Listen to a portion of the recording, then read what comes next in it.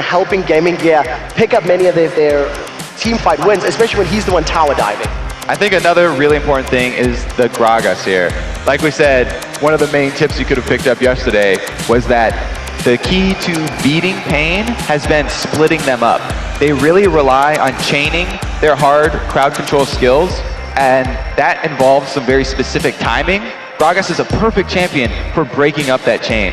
And as we already said, Mazarin had a really good performance on Gragas already earlier in the tournament, so that's an easy ban for them. Well, we'll have to see how they feel the rest of the bans work out. In terms of paiN Gaming's jungler Sir T, just to wrap up, he's also the shot caller for his team as well. So not only is he, instrumental in that early game stage, he's the decision maker once we get all of the ridiculous amount of dives that paiN Gaming like to put down. It's similar to why people go at Reggie when they face TSM, because he is both one of the carries, their mid laner, and he's the play caller. Same idea, if you can invade the jungle and get Sir T behind and off of his game very early, then their play calling will suffer as a side effect. Well, let's see what they decide to lock in. GamingGear going to secure that Orianna. Now, Mazarin has only played that Gragas and Orianna to phenomenal effect that we've seen him do, making some very good plays. And again, it's a safe pick. It's something they can lock in. It's not going to be easily counterpicked. Yeah, definitely a highly contested mid right there. But Zyra has also been, the highest contested mid/support. A lot of the teams in the Wildcard tournament have been using her as a early pick because they can send her to either of those lanes. And we've also seen Zyra banned out multiple times as well throughout the course of the entirety of this Wildcard event. Now, BRTT, he's already locked in that Ezreal. We've seen him do great work with hyper carries, and his positioning in particular has been very good. But I'm interested to see he's picked Ezreal over Twitch, because his Twitch was so impactful yesterday. His Ezreal, though, is also very strong, and it works very well with paiN's dive-heavy ideology that they pretty much follow. They haven't locked up, well, they instantly lock in one of them, those parts right there, the Nocturne. That's for going extremely deep. And the best part about Ezreal is that he can basically take care of himself. So if his whole team even just leaves him, then he's so mobile, it really works well with paiN's front line. Well, we'll have to see what they decide to finalize. That's going to be a double AD comp for paiN. Oh. Let's talk about some of the compositions that we're seeing here. You've got a nice sort of all-in. You've got that ball delivery system of Jarvan and Renekton for GamingGear. But over on paiN, that's a lot of utility. Yeah, not only have they picked up the Orianna Jarvan for the ball delivery system, but they did lock in that Twitch that you're talking about and comboed it with Sona for her crescendo. So they have a whole bunch of control. paiN are taking a little bit different look than we've seen in the rest of the tournament. They are going with that duo lane of the Ashe Zyra that's very, very popular over in North America because of Cloud9. And they actually have that Ezreal, which is probably going to be mid and probably not going to be AP, as a lot of people may be hoping. It's a blue Ezreal usually, and that's really the core of a dual AD composition.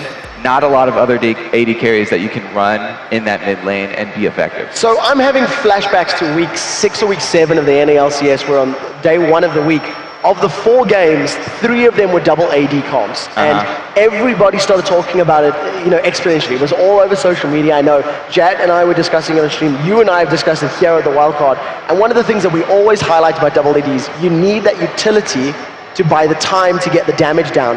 And to me, I think paiN Gaming have got a pretty good composition, in theory, for the double AD to work. So they don't have what you usually bring for the double AD, which is the hard CC top laner or hard CC jungler, but they've brought this highly crowd control oriented duo lane with them. They've got the Ashe Arrow and all of the Zyra crowd control. So they are bringing it just in a different area than we're used to seeing with double ADs. And I really like the adaptation because having Nocturne in there as your jungler means that you do get the darkness effect, and that's going to cause GG GamingGear to group up.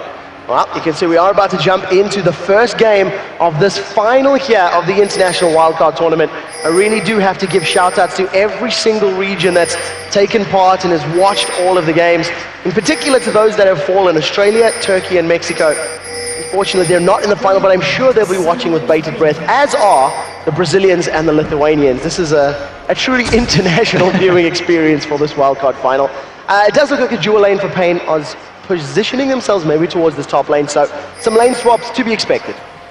They also have Rumble up there too, though, so it could go any way at this point.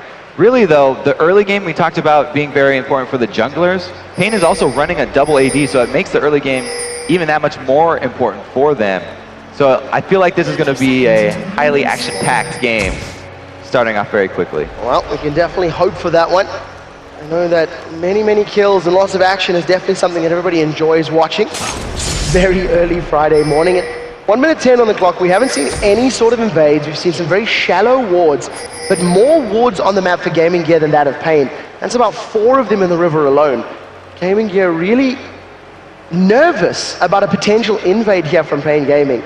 And it does mean that it's a very stagnant start as far as this early game is concerned. Well, yeah, this is just going to be a safe start here. And for paiN, really the action is going to start when they have that crystal arrow available from Ashe, because they have one of the best follow-ups, which is Nocturne, who can get to that target from basically half a screen away. And when that bottom lane duo hits 6 and the jungler is level 6, it's going to be very dangerous for them. Also, having Rumble means that they can force a dragon fight down in that area. So if they can kill bottom lane and turn it into the dragon objective right after, it's probably going to be the early game plan here for paiN. Well, Deadly Brother and Inspiro moving towards this bottom lane. Espeon and BRTT hanging out. Remember, Ashe has got that guaranteed critical. And if anyone gets rooted, that's actually 2 very squishy targets. Yeah, Sona's aware of it too, though. They know that they're running Ashe. This is it's a common strategy, trying to get that focus up so you guarantee your first shot crit. And that's really how a lot of the Ashe lanes can get their very early presence in lane up. Well, doesn't manage to work off this time round. We'll have to see if those death bushes are secured later in the game. For the time being, that non-sustain of paiN means there's going to be a lot more pressure on them to try and get some damage down and ideally avoid any of those expunge bursts that Deadly Brothers are going to be looking to lay down. They're trading fairly heavily here early on, though. It looks like the Sona is going to be a very worthwhile support, as she can chain those heals over and over. Well, let's take a look at this mid lane, because Orianna versus Ezreal, we've seen more and more AD Ezreal's mid. It's still sort of a fringe composition. It's not something that you see every week of games, but it is a matchup that I think both of these players will be well aware of, and you'd have to imagine that the early game coming maybe with those auto attacks could put some pressure down. But you see NBS has been caught out just a little bit, coming in from Here the comes background. early game jungle pressure too. The Ignite is down, it's down to 200 HP, and Serti's just waiting for the flash. Doesn't manage to land the Duskbring, so it doesn't look like he's going to get involved as far as the assist is concerned. And NBS is just taking them on a long walk. That overheat, plus the Flame Splitter, and first blood actually gets secured by Serti. All right, so Serti is the first one to strike here. Jarvan's looking to answer down bottom, but there is a ward in that tri-bush.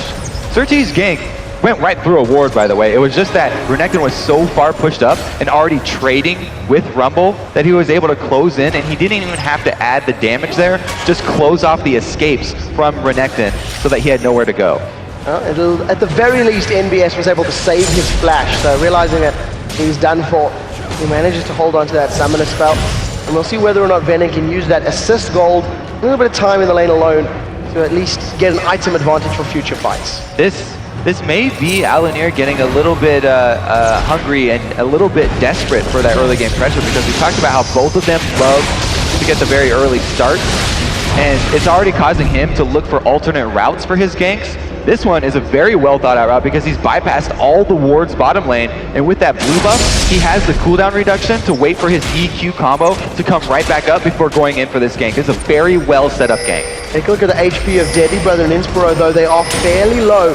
Deadly Brother cannot afford to take any combos of damage. All the better for baiting, though, Quick Shot. He has barrier as well. Here comes Jarvan. Now we'll see if they can get the knock-up. This is the key. Manages to get some auto attacks down, throws up Ashe into the air. Deadly Brother is not involved in this fight yet, and we see Alinea just pounding away on BRTT's Ashe. He's down to 105 HP. BRTT gets away with 17 hit points and walks himself out of the game.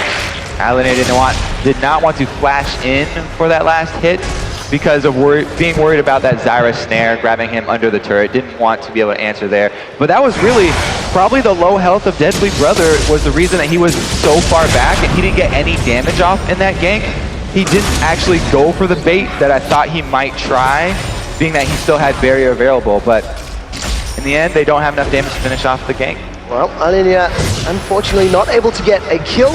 or even summoner spells out of that bottom lane. Ignite was burned, and that's not the end of the world. As we do see NBS's return to this top lane. He's actually quite quickly pushed that lane back towards Ven and Sally, even though he died first and it was sitting on his side of the river for a little bit of time. So NBS definitely signaling his intentions to stay very deep in paiN Gaming's territory. And they don't want to let all of their lanes get pushed, because a mid Ezreal is usually looking to push the lane up to contain the mid lane of their opponents, and then make use of his mobility with his Arcane Flash to be able to escape any jungle ganks that do come mid, and get a lot of very early tower pressure.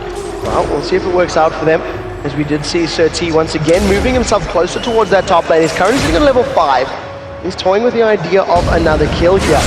Oh. Venom is starting to overheat. Is getting the auto attack magic damage down. Dustbringer lands. The Unspeakable Horror is going to throw NBS back towards the wall. That's a pretty decent equalizer, but NBS manages to sidestep it. Maybe a slightly different angle would have been more optimal. Well, yeah, decent equalizer, I don't know. We already had Sir T backing off of that gank, and it looked like Venom just wanted another kill there. Ends up using the cooldown, but it won't be that big because they ended up getting Renekton's ultimate out as well. He doesn't have that extra pool of HP to rely upon for any repeat aggression. And look at the ward placements here for paiN Gaming. They've got 3 near the top of the map, 3 near the bottom area of the map. They're definitely afraid of Alinia's ganks and basically setting up this ring of vision to be completely aware of any potential dive-ins from that job. And he's taken the same route that he just took to get that gank from behind off on the bottom lane. The only thing is we have a new ward mid here, and it's an Ashe Zyra lane.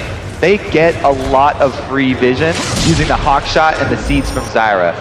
Well, we do see that Alinia was spotted. He was caught out, forced at least away from that gank. In terms of the early game, CS numbers are actually fairly close across the board. However, NBS and Mazarine with a small advantage over the counterparts. And it's interesting when you consider NBS died and Mazarine's dealing with basically an AD carry, so you have to give props to GamingGear on a mechanical level at that. Yeah, I've consistently been impressed by Mazarine the entire tournament here. He's probably my favorite player on GamingGear. He always comes up with a strong laning phase and then amazing end game, just basically team fight making plays.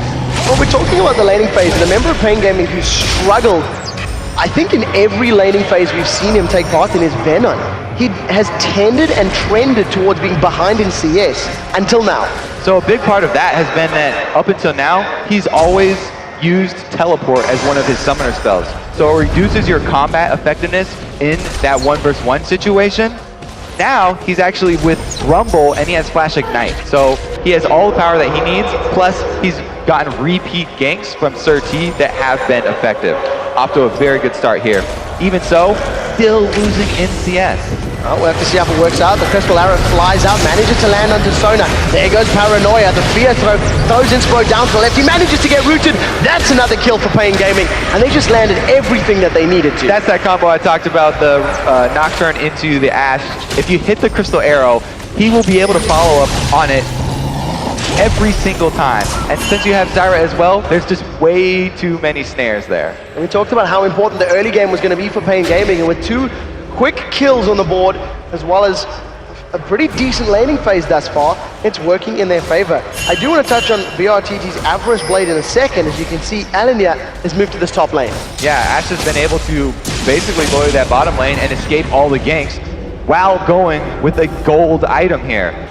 This is going to be a 3-man gank, though. They are definitely looking for this dive, and NBS does have his ulti back up, so he can actually tank that turret fairly effectively. Well, Venom does have Flash available. Here comes Alinia. He's taking the tank. Command Protect goes down. That equalizes much better. The knockup does not land, however, and Alinia forced to flash to safety. Mazarine and NBS combo down the damage and pick up the first kill of the game for the Lithuanians. Valiant attempt to survive right there by Venom, but ultimately unsuccessful. There was just 3 people. They didn't even have to wait for a minion wave.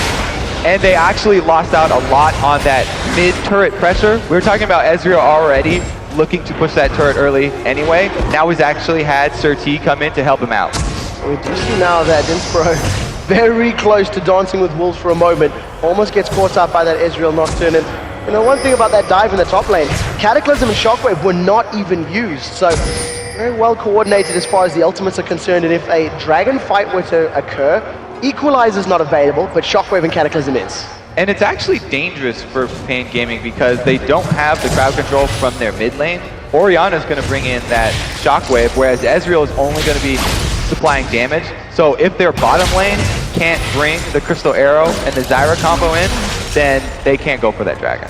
Well, we'll have to see how it pans out. For the time being, paiN Gaming have got that ring of wards around the Dragon Pit, so they can see if anybody's moving towards it on the side of GamingGear. Approaching that sort of 11-minute 30, and I actually think from the Wildcard games, we haven't seen too much focus on Dragons in the early game. It tends to be something that they only really start looking at once towers are down. We've also seen Jarvan creep up top here for GamingGear. And Rumble just put down a ward, but he didn't ward specifically for Jarvan. Jarvan's always loved to jump this wall, get into the side bush. He warded like he was warding for a regular jungler here, and he might pay for it. Oh, slam dunk comes down. Venon's been locked in. Equalizer gets thrown out. There's going to be at least some damage putting down. He starts to overheat. There's not going to be any more Electro Harpoons coming out as Venon continues to try and escape. The True Shot Barrage rattles across Alina MBS. That's a flash forward for MBS. He gets the stun down. Dominus damage not enough. One slice continues to chase. The shield comes up. This Culver Meek manages to close out the kill. Now MBS realizes he's maybe able to chase with the Command Protect. Just decides to back away, and at the end of the day, single kill but hard fought. Venon only brought one ward, and he did not put it in the right spot there. Definitely feels very bad when you purchase the ward, you spend the money to protect yourself from the gank, and he just didn't use it effectively. Oh, just forgetting about that flag and drag combo that Jarvan does have available to him. NBS and Alina with a couple of seconds of uncontested damage on their towers. Drop the top lane to below 50% HP, so I think as far as tower damage is concerned, GamingGear have done a pretty good job in the top lane, and paiN have done a pretty good job in the middle lane. But with those two kills that GamingGear have secured, there's only a 200 gold difference at this point in the game. Yeah, you do have to shout out Mazarin in that mid lane, holding off the Ezreal from the mid turret. He's doing a very good job of trading the auto attacks, using his shield effectively, and getting the extra resistances for holding the ball while he goes in for those auto attack trades. Orianna, one of the only mid lane mages that can pull off those trades with an AD. Mazarin has had some very, very good performances on that Orianna over the course of this Wildcard International Qualifier. We'll have to see if he can land some good shockwaves in the not too distant future, because there's a fairly squishy paiN Gaming team that hopefully he's looking to destroy. Right now, Kami's basically going to solo up this blue buff with his Vamp Scepter and his Tear of the Goddess. He walks away relatively unscathed, and he's going to be stacking up that mana as quickly as is possible. Yeah, it's going to be a while before he does get the damage half of that. Blue Ezreal now at his lull in combat effectiveness. We'll have to see whether or not City can land another one of those paranoia ganks, because we've seen one of them so far, and it was very successful. They picked up the kill into Inspiro, but that was before Inspiro had Crescendo available, so it's going to be a little more difficult if they stick super close to him and that spell shield doesn't block that stunning ability. Yeah, and the key there was that you could see how paiN did not have that much damage to burst down Sona. They just chained every single CC, and they were able to keep her in place. If they do that while she's level 6 already, then she will throw out the defensive Crescendo, and she also has her flash and exhaust this time. So it'll be a lot more difficult for them to pull off the same chain.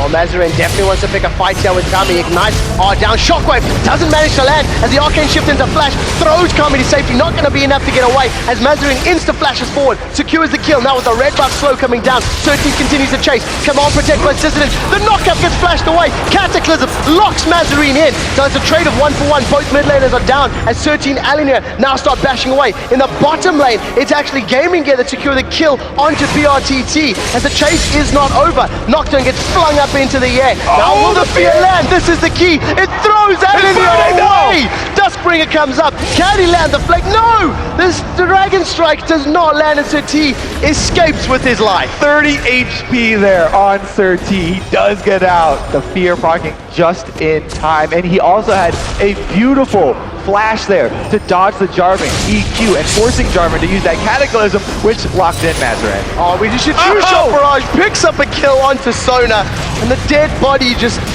floats in front of Deadly Brother. Kami from instantly respawning. And there's not even vision there. He just seen that when the pink ward was down. They did just kill off the vision there too, so he knew they were previously standing in that area, but a beautiful shot and able to get some money back on that AP Ezreal so that he can get to his powerful items that much quicker. And of course that spear proc from Surti just throwing Alinea exactly the direction he wanted, away from him. Managed to allow Alinea to get out cleanly. Right now, 4 kills to 4, 700 gold difference. GamingGear secured that first dragon of the game. As paiN Gaming now stack up with 3 members in the mid lane. Yeah, oh, Mazarin going in forward. He is alone. He's put a lot of damage onto Surti. The tower shot's not going to be enough. There's no ignites available. He gets the kill with one more command attack. That was 1v3 and he tanked them up for a very long time. He did delay that tower pick, but going 1 versus 3 is impressive.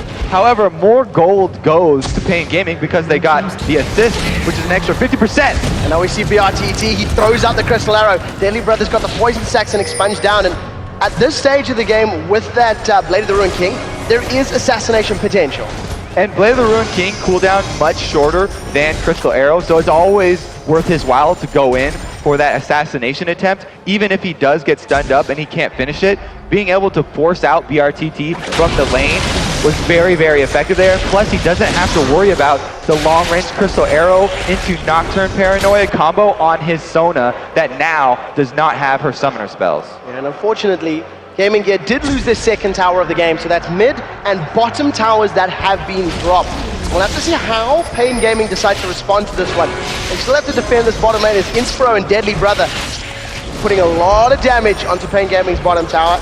And I guess if GamingGear decide to group up and actually force some of the objectives, blue buff goes out, not a steal this time round, but a decent attempt from Kami, just a second early. Another blind true shot barrage right there, and he almost stole the second objective. That was calculated because he saw Orianna leave lane, knew that at that 17-30 minute mark, blue buff was ready and they were going for it.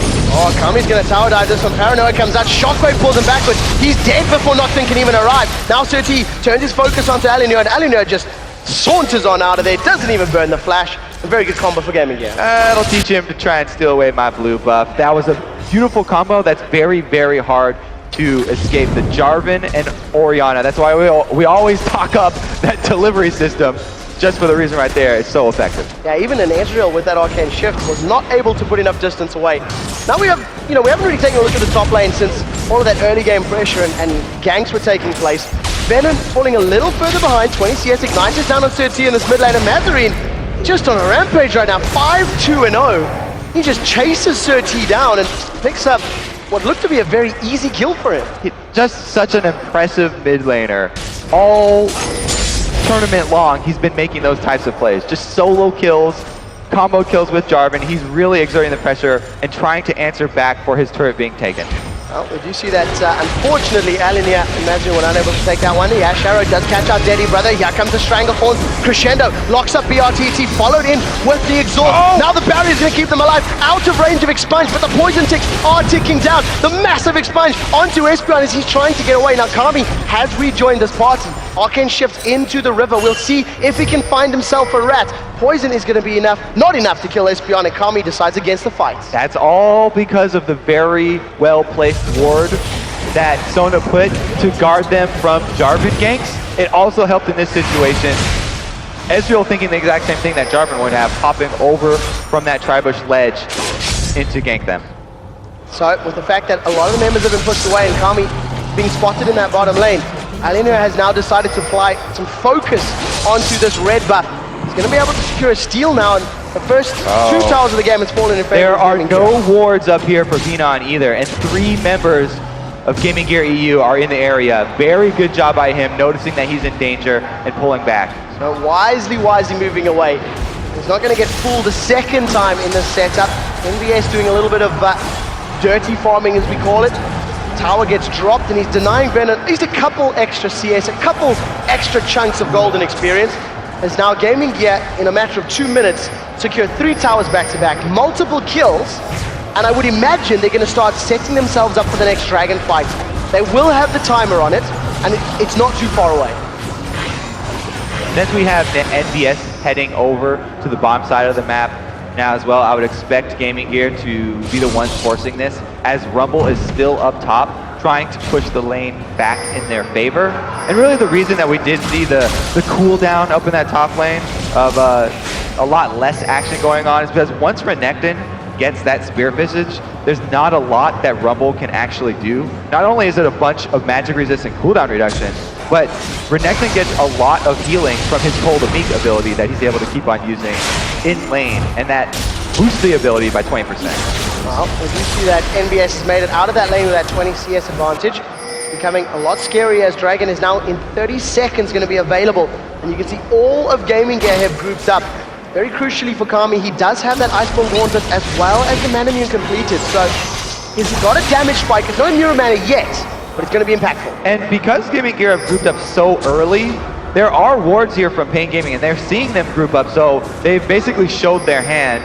paiN know exactly what GamingGear are looking for right now. Well, we'll see how paiN decides to deal with this one.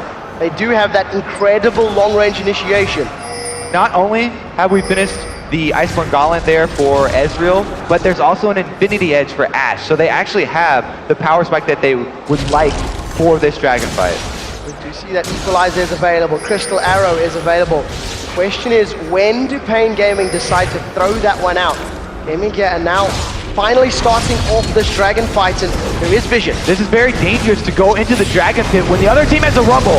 Paranoia comes down, Equalizer gets thrown out, the Crescendo only locking up Venom. Now Surti is way deep. He's taking on every single member of GamingGear, and he's going to be the first victim to fall. Now NBS is trying to find himself a Kami, does not manage to land any stuns. The rest of GamingGear have turned back into Dragon. Arrow down, Stranglethorn down, Equalizer down, advantage for GamingGear. The lack of hard CC that paiN brought really showing here. They weren't able to lock down a kill. And it just means that GamingGear secure the Dragon and a kill and walk away from this one.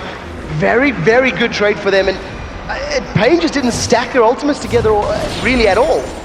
They did not have enough to finish that one off because they didn't stun anyone on top of the Rumble ultimate, so a lot of that damage over time did not find any target. Taking a look at the items, you see that BRTT, as you mentioned, it's got that Infinity Edge and the Avarice Blade, has been sitting on that for a while. His opponent, Deadly Brother's got that pickaxe. The item that I really want to highlight here is that Mazarine's Orianna, he rushed Hero the Goddess early, then went into that Zhonya's Hourglass, and now Morella Nomicon. And I recall earlier that Morella Nomicon almost replaced Athene's in some ways, in certain comps, but it's definitely not traditional. Well, it's when he doesn't need the magic resist. Athene's Unholy Grail is much better when you're up against another mage, but since he went against Ezreal, very easy choice for him to make. Well, definitely going to pay off, especially in these extended fights, if that healing reduction debuff can help against those double AD carries, and we'll see whether or not Mazarine can burst anybody low enough for that to come into effect. And it really showed in that last fight that his ability to put the shield on both of GamingGear's tanks allowed even Alanir, who had not had any extra armor at that point, he just now has finished that locket, which gives you a little bit of armor for yourself. But basically, he had boots of mobility. He doesn't even have Ninja Tabi or anything, and he was able to effectively tank both AD carries by making them play defensively and start kiting him. Now, there is one thing I do want to highlight about GamingGear, what we've seen of them throughout the tournament. When they are in a position like this, they have an advantage and they now need to press into enemy territory. GamingGear likes to tower dive, and it doesn't always work out in their favor. They've lost many, many fights by sticking a little too deep, a little too long. And we'll have to see if they've been able to figure out some of the communication issues and, well, issues not the right word, but communication problems that are resulting from those lost dives. Yeah, both of these teams actually very fond of diving. Here's the initiate. Oh, the arrow goes out and manages to land a Deadly Brother as Inspiro is actually flashing off to the side, or Mazarine rather. Unfortunately, the re-engage now comes out from GamingGear. They've locked up Espion. Stranglethorn goes down, and that's brilliant. Throws up 3 members of GamingGear, forces Mazarine to run around the outside. That's all the ultimates down for paiN Gaming, though. All they have left is True Shot Barrage. They cannot fight a 5-on-5 anymore at this point because Crescendo and Shockwave are still up. Well, we'll see how GamingGear handled this, knowing this window of opportunity only open for so long. They're going to decide to steal away this red buff. True Shot Barrage comes down, basically blind as well, actually. He knew that they would start. Kami knew that red buff was going on. Almost secures it. No steals just yet. And the rest of GamingGear stack in mid. Finally, though, after 25 minutes, we have had the blue Ezreal get his power spike that he's been waiting for. Oh, the three-man shockwave! They throw Espion up into the air. BRTT's the next focus. He's going to get shredded in the background. Finally gets taken down by a Dragon Strike. That's a double kill for Alan here, and that's going to be a tower. Again, the weakness of the double AD comp, the front line, they had no hard CC. They've caught Kami out, he's stunned, he's knocked up, the damage is there, the slice is up, the dice is through, Meek manages to land the kill, NBS gets thrown into a tower and he's like, what's up, bro? Just walks away from that one. They secure the inner turret and now GamingGear turns to inhibitor. Those are the classic Mazarin team fight plays that they've been looking for. Now they're going to go on the inhibitor turret. Now we do see once again NBS the focus of the fear. Surtees a little too nervous to get involved there, can't stick too deep, and right now tower is down but inhibitor stands, which is crucially important for paiN Gaming. Getting down that inhibitor turret is such a huge win for GamingGear. You talked about how one of their weaknesses is overextending on those turret dives. Now they actually have an exposed inhibitor that they can fight over. They don't have to risk all that turret damage. I feel like paiN Gaming simply haven't comboed their ultimates together in this fight. They're throwing them in one by one by one, and in theory that can work, but when you're double AD, it's got to be on top of each other, and they're just not even close enough for that to work. I'm not sure why they've strayed from their normal strategy of using like Zac and Malphite, because a double AD comp takes a lot of practice to pull off here, and you really do need a bit stronger of a front line here. You know, Zyra is one of the best supports that you can run with a double AD comp, but Rumble and Nocturne can't keep anyone in one spot for long enough, and Ashe is having to spend so much time backpedaling that she doesn't get to fire off enough auto attacks. We'll see if paiN Gaming can pull this one back. I recall when Lemon Dogs used a double AD comp against Evil Geniuses in week 9, their mid game was pretty strong once they hit those item Thresholds, that's a good word. And then once they got the damage, they were able to at least turn some of the fights. And I guess that's what paiN are going to be looking to do now. Infinity Edge plus Last Whisper completed for BRTT. Kami can't be too far off a Last Whisper, of his own. And when there's no armor penetration for Deadly Brother, he's also just a little less scary. I mean, it is worth saying that on GamingGear, we don't have any Randuin or any Thornmails being created yet. So that's when paiN would really have to start worrying. They're actually in not too shabby of a spot right now. They just have to play a little bit more defensively until they can scale up. And we'll see whether or not we can get any more of those perfect Stranglethorns on the steps of your inhibitor turret in that tiny enclosed space. All of the power that paiN Gaming is amplified, and they need to make sure that they land it together. The RTT has now moved his way to the top lane. I want to touch on the fact during the pre-game, he was wearing those like fingerless gloves. And I imagine the German climate, even though it's warm here, it's not quite Brazil temperatures. So. Not quite. Plus he has to have his fingers free to eat those peanuts that he desperately needs. That's it. Big fan over there. So paiN Gaming right now, they find themselves 7,000 gold behind. They've stacked themselves up as a 5-man in this mid lane. And after taking 2 towers within the first 12 or 13 minutes of the game, they have not been able to secure another one. It's just so different from what we've been seeing from paiN all tournament long, which is what's been working. They now have BRTT, who's usually on someone like the Caitlyn or a Vayne or a Twitch, and able to just wreck the other team from the back line. On Ashe, he just hasn't had the same effect. 0, 2, and 1 is not something that we're used to seeing from him. And one of the things that both of these teams value is that Zac pick, and paiN actually banned Zac out themselves. It was their 3rd and final ban. Malphite was available, but they decided against running him. Now right now, GamingGear have got that Oracle's Elixir running, they're clearing up vision, and there is a massive amount of vision control in favor of GamingGear. If you look at that mini-map, they have just littered vision across the entire side of paiN Gaming, and they're looking for an opportunity. paiN do still have Hawkshot available though, so they can check this without getting too overextended. It's something that you really value in the late game from Ashe. Not only does she have great engage, but she can also check that Baron without putting you into too much danger. Well, we'll see if GamingGear can make use of that small timing window, sneak themselves into a bush and create a death bush. Right now, Hawkshot was just used 10 seconds ago, 15 seconds ago, and GamingGear have started themselves with the round. However, Surti is recalling here. He's in the fountain. But we know that that's no smite steal available. 6,500 HP, and there goes the true shot barrage. That's going to reveal Baron, but I think it may be too late. Look on the minimap for the Crystal Arrow, 1,000 HP, not even going to get thrown out this time round. However, Inspro is a little out of position. Crescendo goes down, doesn't manage to catch anybody. Was hoping to lock up BRTT. That backfired. Every now and again, you know, got to make a YouTube video of the missed crescendos. But GamingGear did a great job jumping on that window that you talked about. They saw Hawkshot go off as soon as the vision disappeared. They went right over to Baron, knowing that paiN would feel safe, having just seen they were not actually attacking it. Took Kemi a little bit too long to fire the true shot barrage over, and they did get a very easy Baron. Kami's able to really secure his blue buff, something that GamingGear have done well this game is control the red buff of paiN, but the blue buff has been secured by Kami. And again, since they're all going back to base right now, I have to still wonder why paiN made so many radical changes. Not only the BRTT changes that we talked about, but also Beanon.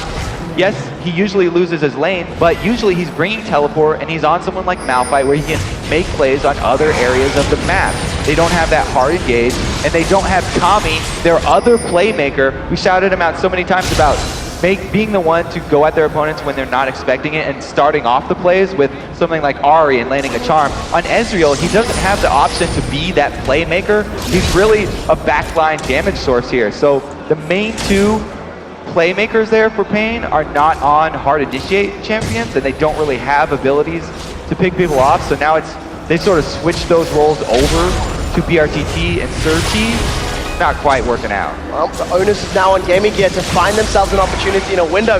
Take this inhibitor. They've moved up as 5. Everything is available, barring that true shot barrage from paiN Gaming.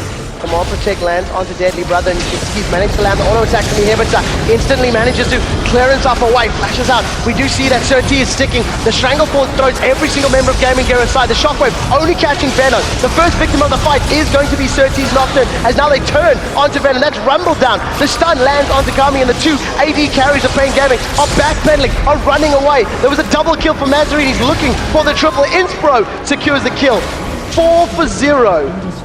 And they just ran at them. Even with the crucial ultimates missing there, Shockwave and Crescendo only hitting one person, still able to obliterate paiN. GamingGear, they pick up the first victory in this best of 3. This is the Lithuanian team, the underdogs in the final of the Wildcard qualifier. Brazil 0-1 down. You can see right there, NPS raising his hand. They must be wondering why paiN have deviated from what they've done all tournament long as well, because coming into this, you're right, GamingGear were the underdogs, but they just showed up huge right here. Yeah, they played so incredibly well, and you cannot discount the impact that Mazarine had throughout the entirety of that mid-game. 2 or 3 shockwaves. Basically, you could attribute a lot of that mid-game control and presence to Mazarine's ultimate. And he really dealt with that mid-Ezreal very well, too. There's a reason we've been talking up Mazarine for GamingGear. So the question is now for paiN, what do they decide to do going into match number 2? They banned out Zach previously. They have the benefit of being blue side and first pick this time around. Do they go back to the comp that's working for them? Yes, that's the short answer.